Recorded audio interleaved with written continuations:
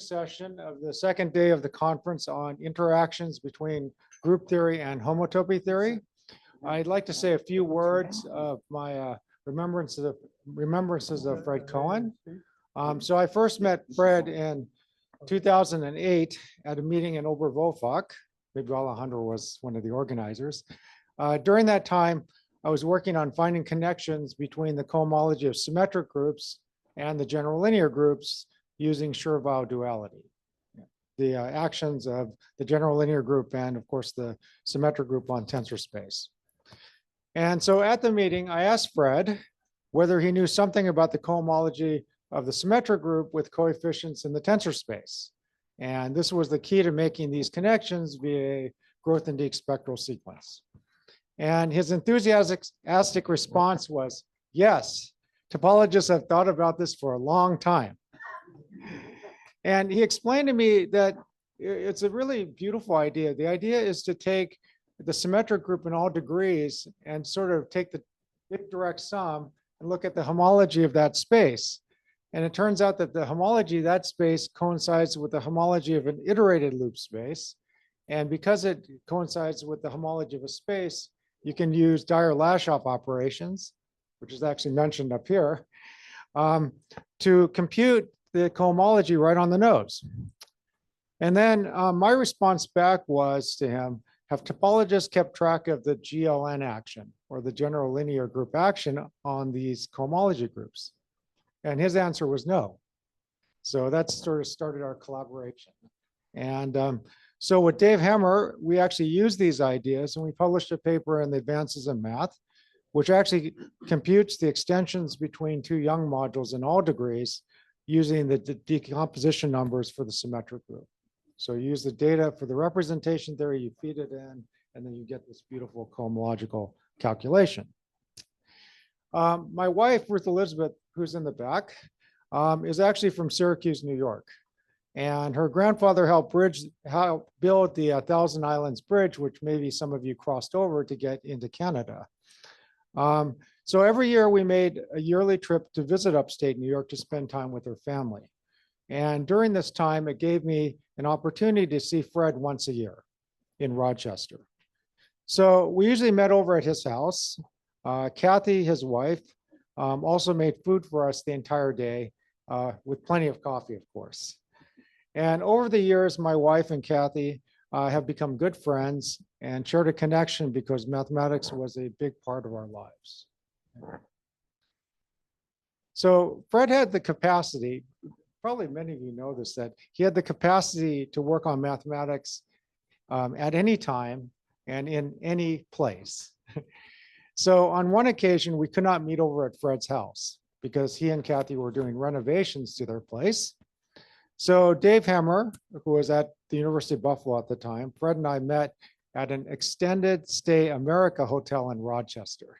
So this is one of these like short-term hotels that people stay at. And we actually did mathematics there.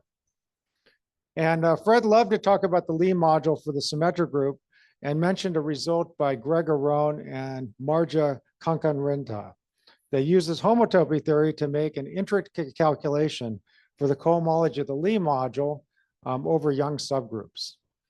Now, Dave and I sort of saw this and we said, well, this fits in very well with our work on complexity for the symmetric groups. And so with these insights, we're actually able to prove a conjecture due to Erdmann, Lim, and Tan, which was outstanding at the time, which actually computes the complexity of the Lie module. So in the paper, we acknowledge the hospitality of the Mathematics Institute of Extended Stay America, where the majority of these results were obtained. So if you want to look at the paper, we actually give that acknowledgement. Now, I'm an algebraist, and Fred opened my eyes to the power of homotopy theory and algebraic topology. He often shared with me his wisdom, experiences, and insights in mathematics over his long 50-year career. I miss Fred, and I will always be indebted to him for his friendship and mentorship. Okay, thanks. Okay, so now we should probably have the organizers make some announcements. Yeah, I have an announcement. Yeah. Good morning. I hope you'll join me in welcoming two very special guests today. Joe Neisendorfer, Fred's very long-time collaborator. Thank you for being here, Joe. And Jan Pierce. Jan Pierce, who makes it all possible. Thank you so much.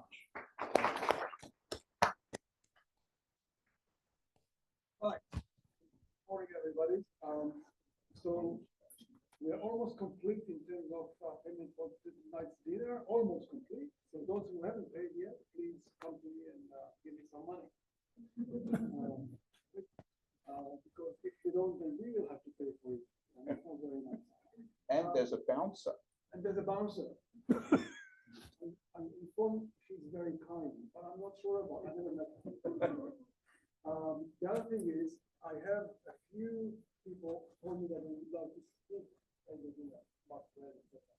So if you do want to do that and you haven't told me yet, then please come to me at the break. Either give me money or tell me that you want to spend it or more. Thank you. Thanks. Okay, so it is now my honor to introduce Peter May, whose work I've actually used over the years. And more importantly, Peter was Fred's PhD thesis advisor. And today, Peter will be speaking on an equivariant result and an equivariant question. I'm wired up.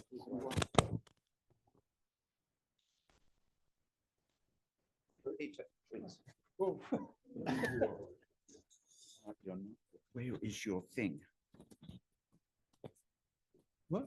The machine. Oh, this is, sorry, I beg your pardon. I beg your pardon. Just a second. This is the mic. Okay, could you just test that it's on? Wait a second. May I just take this out? Yes. Yeah. Ask the Zoom if they can hear you.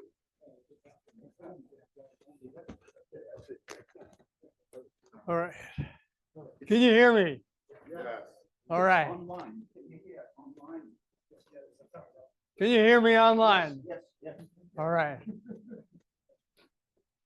Okay, before I start talking about Fred and what I really wanted to talk about, the talk he just gave reminded me of the incident I thought I'd tell people about.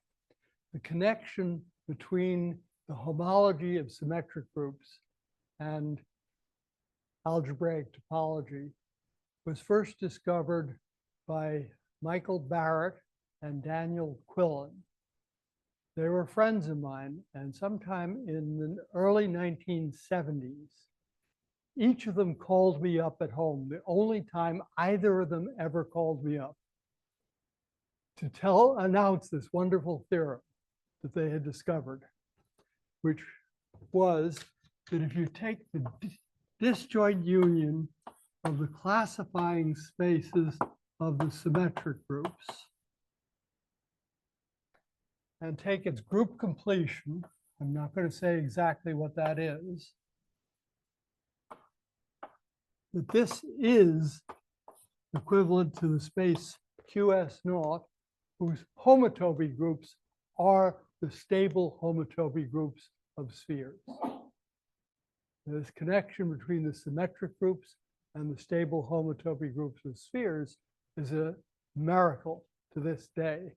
And I still remember those phone calls. It was really remarkable.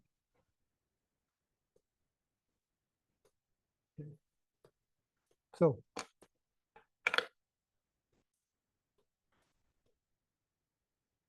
am I on this? Okay. Where's the guy who runs this? This is not the thing I want. He has the wrong. What? Can somebody go get him and tell him he's got the wrong? This is my personal notes for what I want to say. Yeah, you got the wrong thing. Oh, okay. It should look like this. I have not received that.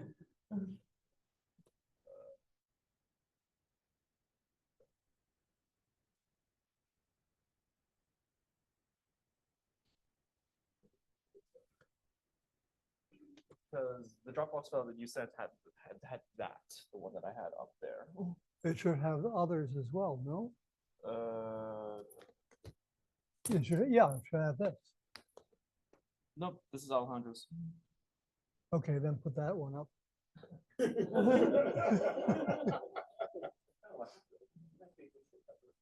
I found typos this morning in the file and corrected them. And I thought I sent it by Dropbox to him, but I seem to have sent the wrong PDF file. Would this be the right one then, or? No, that's the one you have up. Yeah, No, that's not the right one. unfortunately, this is all I have. Okay, then put the other one up. That would be this one. No, the one that you had on the screen here just a minute ago, That's that this I one. sent you earlier. Not this one, the one that looks like this. Okay, I sent it to you earlier. the Dropbox file, right? No, this would be the email that I sent you. Okay, let me just. All right, let's keep going.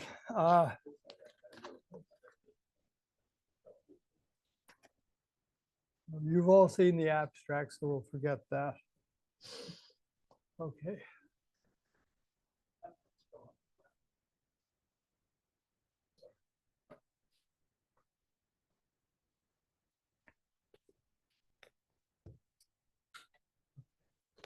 In his words, Fred's words, I was his ex-door mentor. That's who I was for him. He was fun. He was an original, completely not a textbook learning kid. When Saunders McLean and I gave him his topic exam, Saunders said, "Are you sure you really want to work with him?" I said, "Yes, I am sure." I knew exactly how smart he was, and also at that point, kind of wild in his imagination and disciplining, getting disciplined by him. Together, we worked together. And recently, I reread some of the homology of iterated loop spaces. That's a Springer lecture notes book. Still completely relevant to this day. Really hard mathematics, especially Fred's contributions to that. He was computing the homology of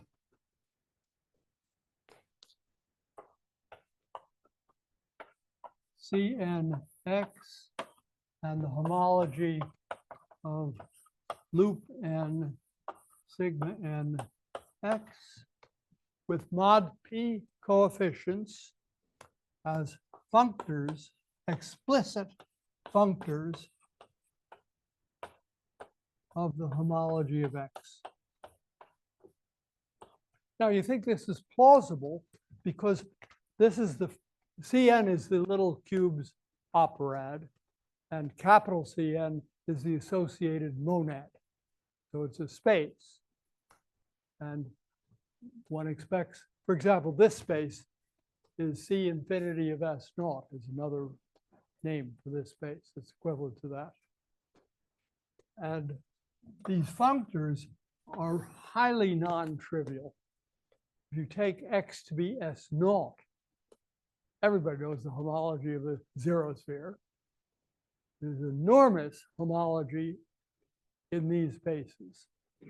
And it's really, really interesting. And for finite n, this is much, much harder than for n equals infinity.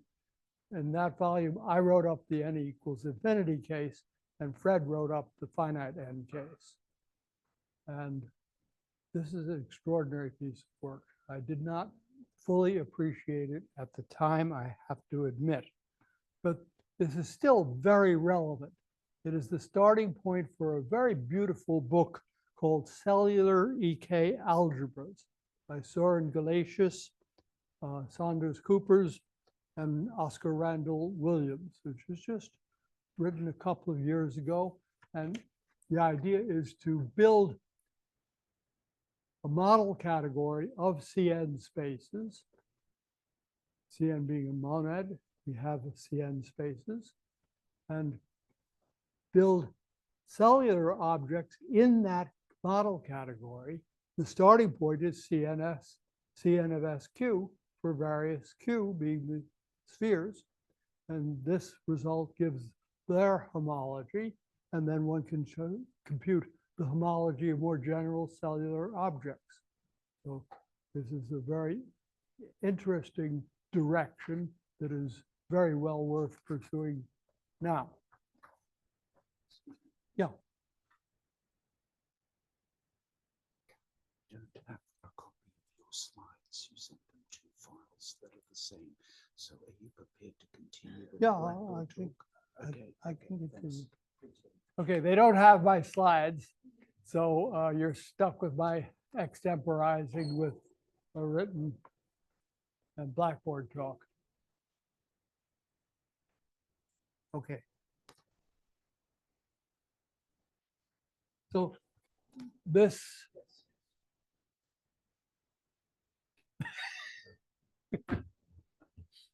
someday we'll get this thing going.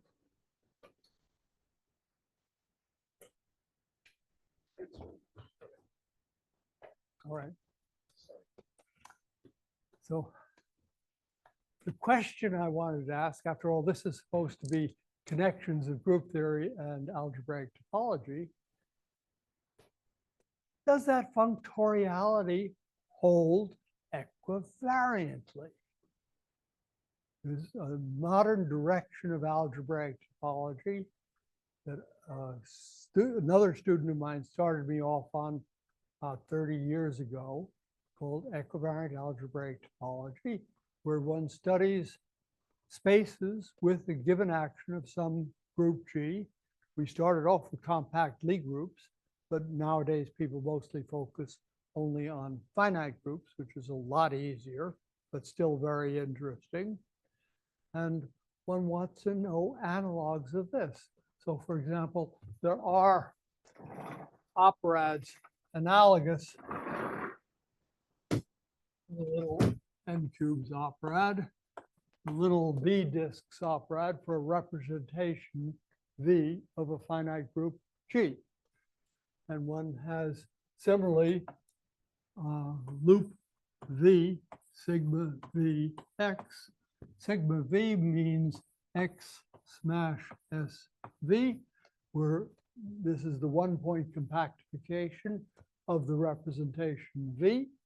And then loop V of it is you take a function space of maps from SV into X smash SV.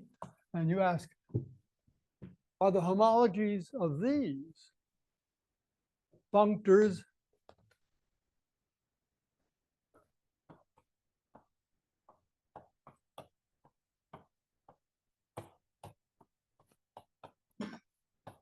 of the homology of X? Are these, if I take homology of this and homology of this, are they functors of the homology of X? It's an extremely natural question. Now you can ask, well, isn't that formal because these are free functors and shouldn't the homology be free? And the answer is no, it's not a formality because it's true for ordinary homology with mod P or even integral coefficients, but it's not true for K theory or other generalized homology theory. So it doesn't look to be a formal result. I remember a conference where Fred was the speaker and he had a shirt on, and in the middle of his talk, he took off his shirt and had a t-shirt underneath, said, "Calculation is the road to the truth." And then he proceeded to calculate, which is what he did here. And So we would like to know, is analogous computation feasible equivariantly? And I have to say what I mean by equivariant homology. I do not mean what was in a talk yesterday. There are two general versions of equivariant homology. One is called Borel homology. The other is called Braden homology. So Borel homology can be viewed as just the ordinary homology of E.g. crossover G X, where X is a G space. And that is a very interesting homology theory for many purposes, but for the general theory, it's not the right thing. It's something whose characteristic classes for G bundles with group pi characteristic classes are completely uninteresting. I computed them completely. The homology is just of the classified space is just the homology of BG tensor product, the homology of B pi. That's not giving interesting characteristic classes. So what one wants is the equivariant analog of ordinary homology, a theory that satisfies the dimension axiom. And that's due to Braden. And it comes in two varieties.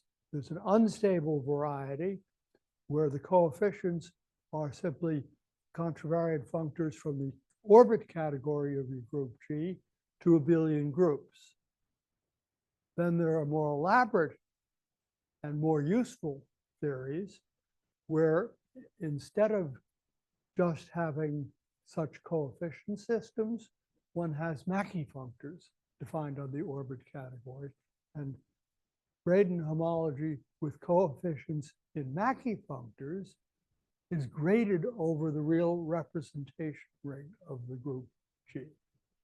And understanding the full Braden homology means understanding it with ROG graded coefficients. And such calculations are both very useful. They played a key role in the work of Hopkins, Ravenel, and Hill, Hopkins, Ravenel on the Equivariant invariant, and other recent work in classical non-equivariant algebraic topology. The ROG graded homology plays a key role. So understanding it has become very much more important than it was a couple of years ago. And understanding it, though, is really, really hard. So one wants to prove this. I conjecture that this is true. And I have a sketch proof, an idea of how one goes about it. Namely, how does one construct this space?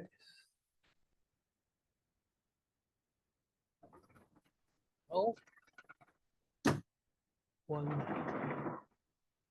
starts with an operad. The operad that I prefer is called the Steiner operad, after Richard Steiner, but the little discs is a little easier for a talk. And it's just like little cubes, except they're round instead of square, because then you can have linear isometries acting on them, and it works nicely with the orthogonal groups. So there is a little discs operad with an associated monad, and the monad maps naturally to omega v sigma v x, and one expects those two calculations to be closely related if x is G connected, meaning that the fixed points under all subgroups of H are give a connected space, then this is an equivalence. That is a result called the approximation theorem, and the equivariant approximation theorem is proven. It's in place. It's correct. And so calculating this as a functor of the homology of X and calculating that as a function of the homology of X. They're the same problem if X is G connected. And CVX is constructed in the usual way. You look at the disjoint union CV of N cross over sigma N X to the N modulo an equivalence relation. And this is a G space. The equivalence relation is basically base point identifications. It's a very easy construction, exactly like the non-equivariant construction. And this is a filtered space. One can define F sub n of CV of X. So this is CVX is the image of the disjoint union I less than or equal to N of I cross over sigma I X to the I in there. And so one wants to study this by induction up the filtration and looking at the filtration quotients. So it looks as if it might be perhaps manageable. One tries to calculate the homology of the filtrations by induction up the filtration. For I, working with mod P homology, constant Mackey coefficients in the constant coefficient system at the field of P elements. And for I less than the prime P, that's very easy, you can do it. The crux of the matter is to calculate at I equals P, the filtration P, the filtration at that level. And for there, the crux of the matter is understanding the construction of the Dyer-Lashoff operations in terms of understanding this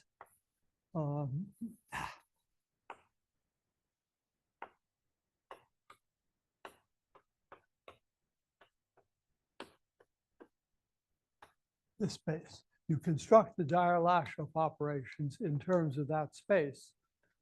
And for the cyclic group of order 2 and the prime 2, Dillon Wilson did construct Dyer-Lashoff operations using chains on this. That gives you a starting point. For no other finite group are the Dyer-Lashoff operations known. And even at the prime 2, for the cyclic group of order 2, we do not know what the Braden homology with constant Mackey functor coefficients of that space is. I looked with the case when V is universal, meaning that V is the direct sum of infinitely many copies of each irreducible representation. When you say that V is a complete universe. In that case, there's a reduction of a pair of very large commutative diagrams that sort of reduces inductively understanding calculation filtrations greater than P to the filtration at the prime P. So the crux of the matter is understanding what happens at the prime P. But I do not yet understand how one understands the ROG gradient calculation of this at the prime P. So that's not the subject of my talk. That's the question. Subject of my talk is much, much easier because in equivariant algebraic topology, the algebraic topology, what I call geometry, by which I mean algebraic topology without algebra, is very much easier. And so we understand the approximation theorem. We understand the recognition principle. We understand all the classical algebraic topology. I told you that one thing that Fred did was understanding the homology here by iterated calculation. There's another thing that Fred did. Larry, are you still in the audience? There he is. Larry and Fred and I wrote papers on the splitting, so that if you take that Cn of x and take its suspension spectrum, and you prove that this is homotopy equivalent to the wedge over Q greater or equal to 0 of the suspension spectra of dn qx, where dnqx is Cn of q with a disjoint base point smash with the q-fold smash product of x over the symmetric group on Q letters. Ah, you can't read that.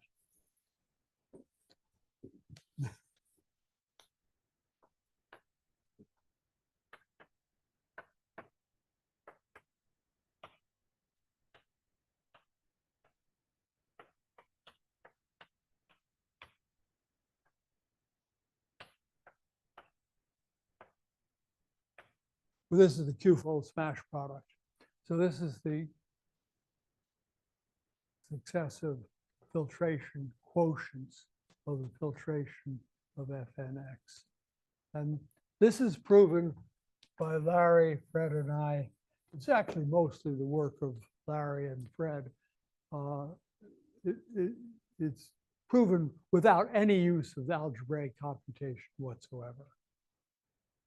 And with good reason, we generalized the result. Maybe I should take a peek at my results, because I'm just winging it at this point.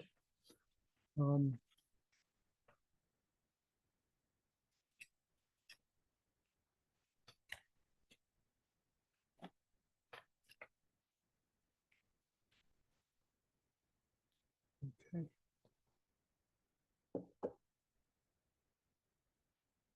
Right.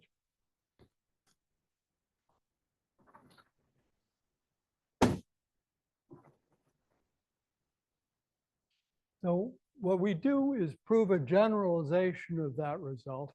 The generalization has applications that are of interest, and the methodology is up to a point very easy, and then at a point not so easy.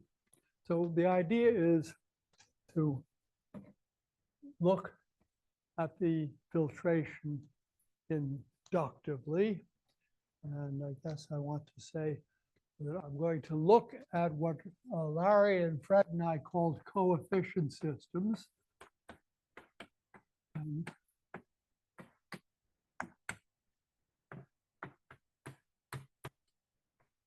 this was a contravariant functor C going from the category pi into spaces, unbased spaces.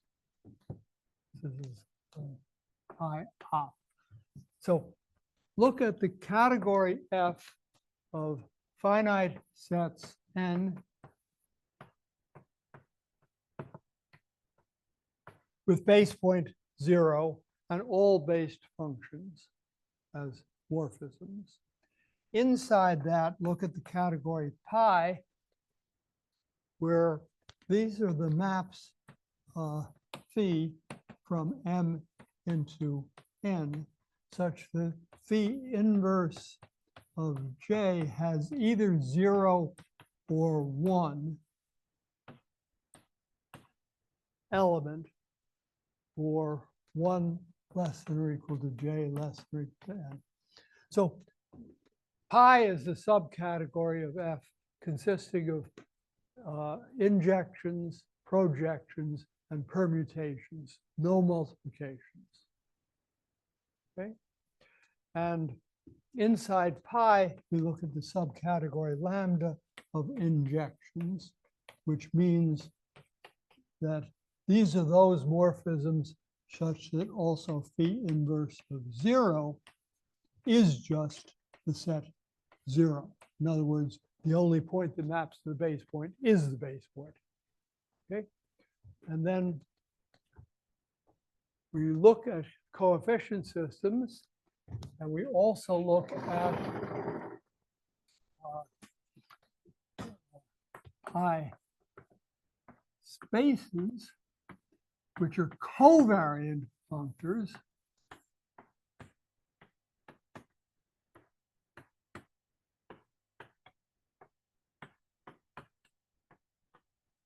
From the category pi into spaces. And if we have a space X, we have pi space associated to X, where chi of n is just the n-fold Cartesian power of n, with injections by base point inclusions. This is covariant functor from from pi into based spaces. That was unbased. So if I have a based space Xn, and I have injection sigma I, say, from n minus 1 into n, so that, say, Mrs. I, the ordered injection that misses I, you just insert the base point in the ith position. Okay, projections are usually just given by projections, and those are maps that send a bunch of points from 0 to n to 0 and leave the others alone, and then gives a corresponding projection, and permutations of permutations. So this gives you a perfect example of a pi space. Another example would be if you have any coefficient system and any space P, you can parameterize the coefficient system by the space by saying P smash X of n is P smash X of n. And this will be another pi space, but it's not a pi space that is of this form. So pi spaces that are more general than of this form arise very naturally. They also arise because if you look at Graham-Siegel's approach to infinite loop series theory or iterated loop space theory, it doesn't use operads, but it does use functors based on the category F. And pi spaces underlie the input data of Siegel's approach to iterated loop space theory. And so pi spaces are very natural from that point of view. So it seems natural to work with them. And when forms of functor for any coefficient system C, it's a contravariant functor, and any pi space X, that's a covariant functor, we form a space Cx, which is a coend over lambda. Lambda is the subcategory of injections of the coefficient system. I'm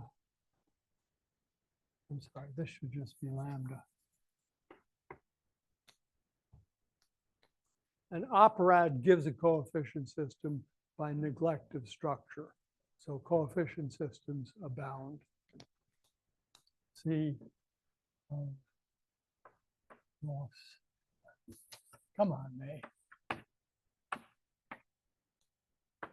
Which is another way of saying it's the tensor product of functors C tensor over lambda chi And in concrete explicit terms, it's just the disjoint union C of n cross over sigma n I of n modulo identifications. Identifications just look like tensor product of a right module and a left module over a ring. Namely, you have C phi, that is the contravariant functor applied to an element C, is equivalent to and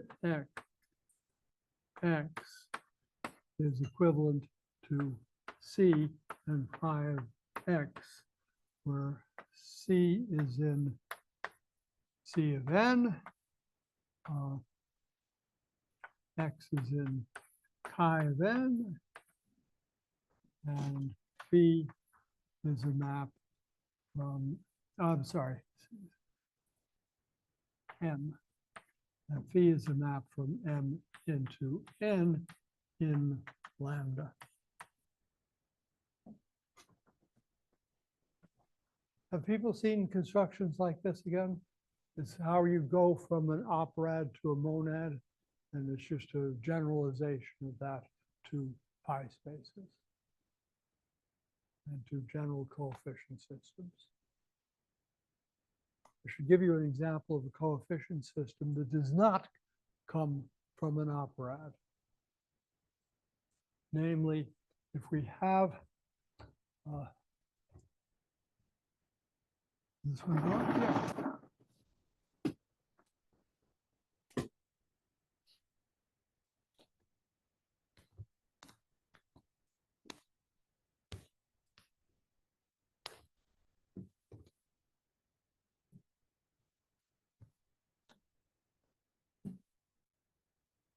We have a space Y. We can look at the configuration space f of y n of set of n distinct points of y configuration space. Symmetric group and n letters acts on this, right? And I can project out from there to f of y n minus 1 by throwing out the ith element. So for an ordered injection that misses I use the projection that forgets the ith variable. That's a coefficient system. It's a coefficient system that does not come from an operad, but it's a very interesting one. Okay, and Fred, Larry, and I prove that for any coefficient system and any pi space, we do have a splitting that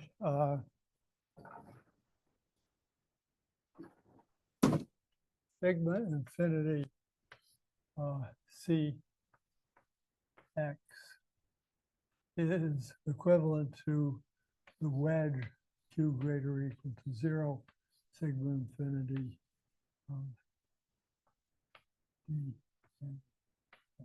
where this is the filtration and filtration quotient of the natural filtration on that. Now, what I really want to talk about is the equivariant generalization of that result. For any finite group G, any G coefficient system, and any pi G space, I claim we have a splitting result like that for the G suspension spectrum, like that, where I can look at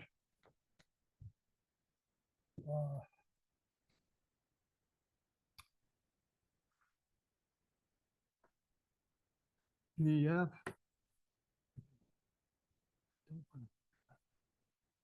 I want to think about functors f f op into G spaces but I'm not going to be thinking about that at the moment. I just want to think about lambda op into G spaces. That'll be a G coefficient system. And then, let's see, and then we have functors lambda into based G spaces. Where the base G space, you have a G fixed base point and maps the preserved base points. And call that X. And then you can form CX exactly the same way as I defined over there. And the claim is that that splitting is true for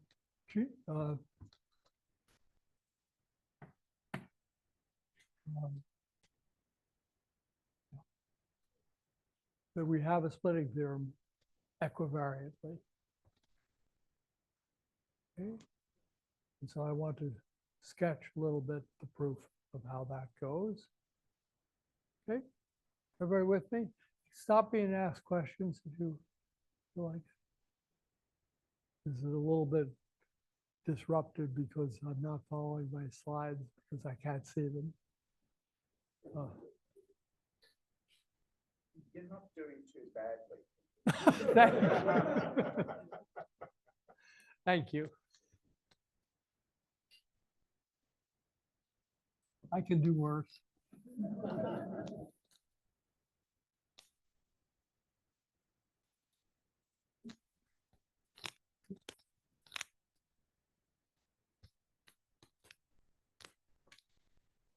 Okay.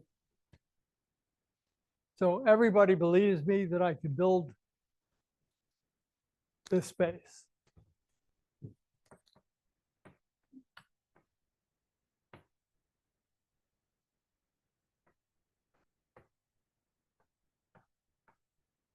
And same kind of base point identifications. I should say I'm going to have to insist that C be sigma free. What that means is each C of n is a G cross sigma n space. And ignoring the G action, I require that sigma n acts freely. Okay. One example of particular interest is examples like that, where Y is a G space. The literature of equivariant configuration spaces is remarkably empty.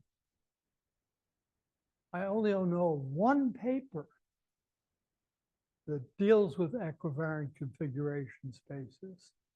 It is a paper by Rourke and Sanderson, which uses their compression theorem to prove the equivariant approximation theorem that C V of X is equivalent to loop V sigma V of X if X is G connected and is a group completion in general. And that uses that the little disks operad, the little disks have center point projections that go from the little disks coefficient system to the configuration space coefficient system for the space V, the representation V that you're looking at. And that map is an equivalence. It's just like non-equivariantly, and it's true, and it's extremely useful and interesting result. But there should be some geometric study of these configuration spaces. That paper of Rourke and Sanderson was written basically at my request because I saw their, and they saw that their compression theorem applies equivariantly to prove the approximation theorem. But that's the only paper that I know that deals with equivariant configuration spaces. They're there in nature. deserve to be studied.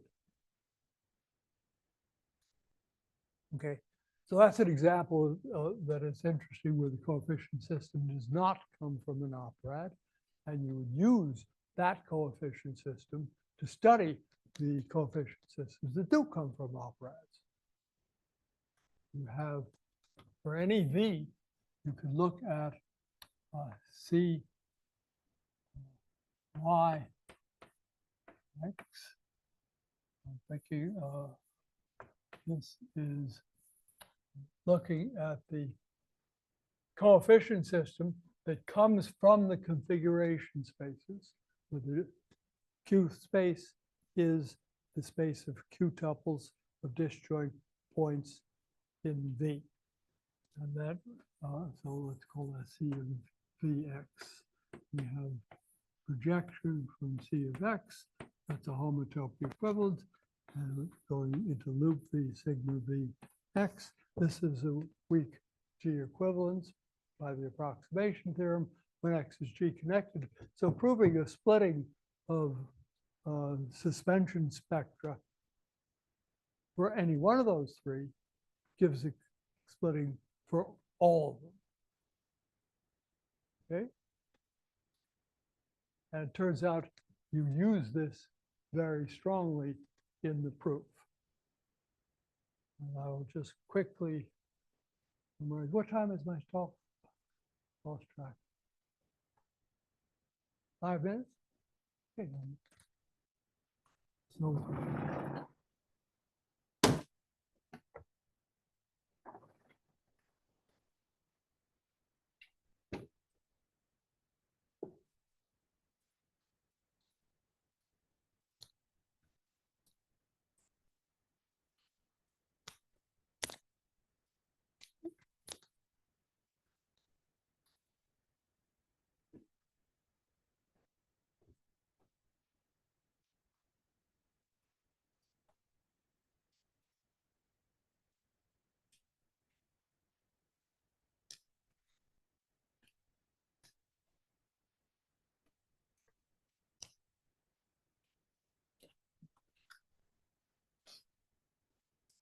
So what we're going to prove is a generalization of this, where we split the nth filtration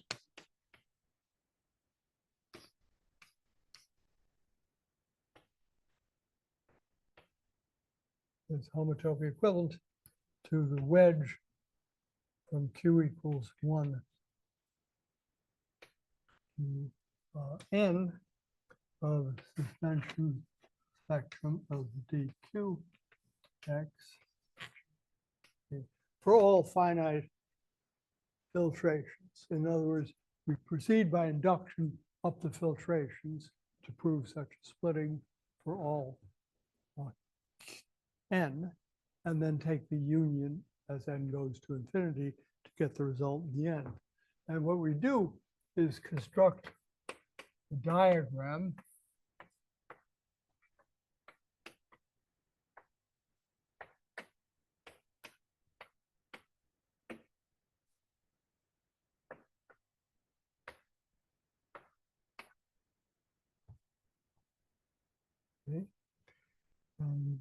a map inductively Kn minus 1 going into omega v, Kv of wedge Q equals 1 to n minus 1 dqx,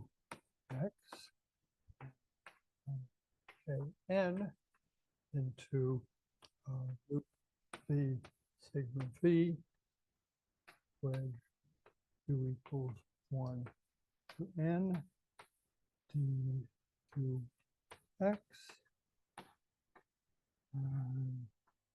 This is going to go to loop v sigma v dnx. This is a pair of adjoint functors, so we have a unit map of the adjunction, and we construct commutative diagrams like this. Okay. And I'm thinking for simplicity simplicity at the moment of the case where V is the complete universe, direct sum of infinitely many copies of each irreducible representation. And you construct a commutative diagram like that, and then using that this is, I've been using a particular model of G spectra. It'll be the Lewis-May G spectra, for which we do have the adjunction loop V sigma V. And another name for the adjunction is the zero space and the suspension spectrum factor. That's what the loop V sigma V is for complete G universe. And once we've constructed that diagram,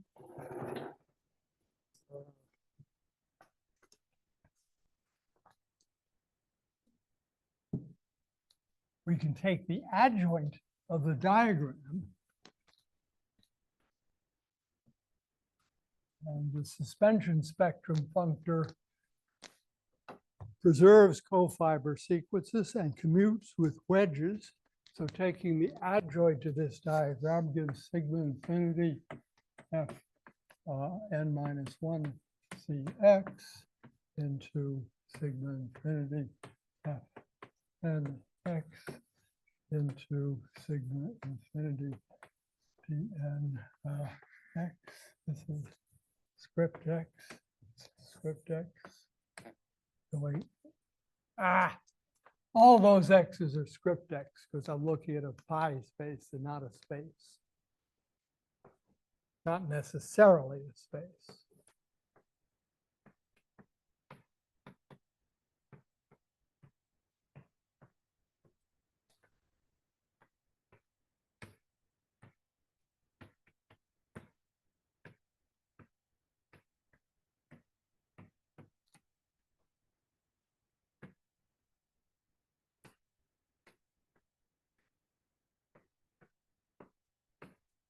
The adjoint of eta in a junction is the identity map. These are cofiber sequences. It's trivial to check that at n equals 1 or 2, that this is an equivalence. Therefore, by induction up to filtration, we have an equivalence for every n, and passing to infinity, we have an equivalence. So what is left is constructing these maps.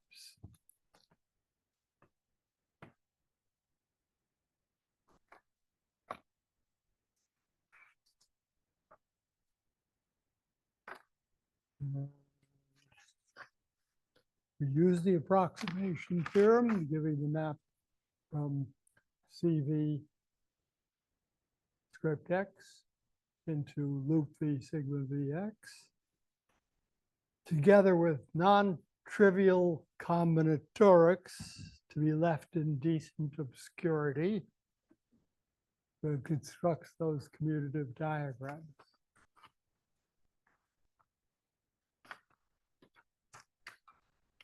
The non-trivial combinatorics that I just glossed over is mathematics that Fred delighted in. His expertise and his geniality are sorely missed.